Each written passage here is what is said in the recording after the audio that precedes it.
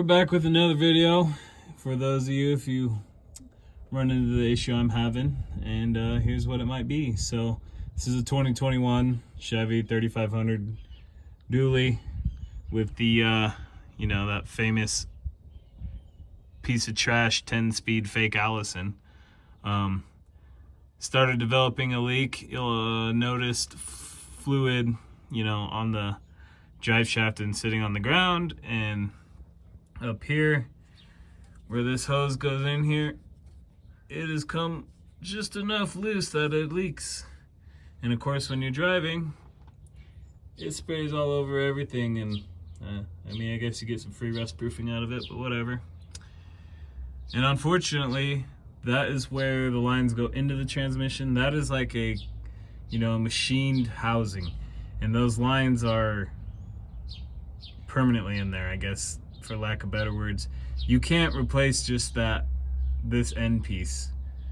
There might be an aftermarket solution. I haven't looked into it. Even if there was, I don't have time. I really need my truck back for work.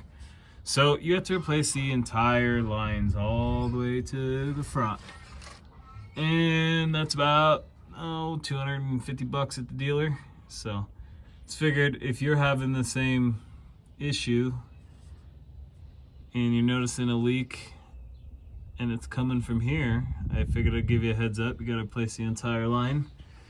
And if you get into this job, hopefully you're smarter than me and didn't pack your shop full of shit and park your camper entirely too close to get in. And if you are gonna replace the lines by yourself, hopefully you left yourself some room. I kind of messed that up. But anyway, you have to get the grill off. There's a couple videos on YouTube that kind of help you out. The two main ones that popped up kind of both left something out. So anyway, I'll just run through it real quick. You have to get the white headlight trim. Well, in my case it's white, but you got to get that off. And in order to do that, you got to pop this back. You know, maybe break a clip probably. You got to pop this back a few. And in this hole is a 7mm bolts. You have to get that out, and then you pull the whole thing kind of violently, but it comes unclipped up here. It's got a body clip in there, and this whole thing will pull out. And then to get the actual grill out, you have to take this guy out. This guy is the thing that sits up in here. It's pretty self-explanatory. Bunch of clips all the way around it. I went ahead and took the hood latch handle deal off, 2 Torx. To get this guy actually all the way out, there's just clips across the top. So once you get the headlight trim out on both sides, you can get these clips off the top, and then there's going to be a 10mm bolt down at the bottom of each corner, which is why you have to take the headlight trim to get to those. And then there's also a clip in the center at the bottom, but this whole thing will just pop out. You can get that off. And once you get that out, you gotta take the inner grill dealy out. So it's got 10mm basically all the way around it. So get all those out.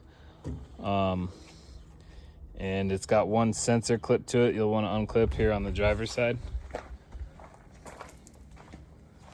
Right here. You want to get that out, and then that'll come out. So once you have all that stuff out of your way, you'll have access to this side of the cooler line, which apparently has already been leaking. But you'll be able to access the bracket. And there's another bracket there. You'll get all that. And then, but you'll have to come up here and take your air cleaner assembly out, so you can get down and have room to work around to get that guy out. That's your other line. And then you got to fish the lines all the way out. So I'm not going to even try to do a video of that because I'm sure it's going to be tons of fun. If I have to take off more stuff to do it, I will post the video. I will add to the video. But basically, once you're this far, I feel like this is it.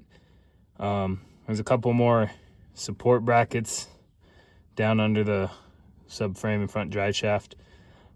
But wiggle these, wrestle these lines out, and then wrestle the new ones in, bolt everything up.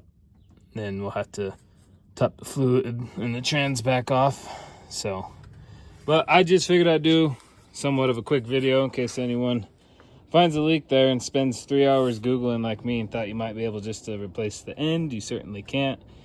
And of course, replacing the tranny cooler lines is, you know, 3 times harder than it should be. But there you go. And if for any other reasons you're wanting to remove the grill, hopefully you catch this video and that helps you. So I said I'd add on if we had to take more pieces off to get to the lines down there, and boy did we. So ended up pulling the whole front bumper off, and then down below, lower radiator hoses need to be undone at the T. Steering arm had to be dropped down. Front diff had to be dropped on the passenger side. Front drive shaft had to come out. And I had to take this cross member off, all to fish that ugly thing in there. So if you're trying to switch those coolant or tranny cooler lines, 10 out of 10, do not recommend. One of the more pain in the ass things I've had to do on this truck for what it is. And here's kind of what it looks like. Sorry I broke it. I got a little pissed off. But this is what you're trying to fish out and then fish back in. Maybe on a lift with a little more height, you might be able to rotate a little more, but I doubt it. You're probably gonna have to take a lot of that off. The only other alternative I've seen, which I guess depending on what you're doing, was to pull the whole cooling stack and lift it up. But I was trying to avoid doing that, being as I'm doing everything outside in the cramped space. So yeah, thanks GM on that one.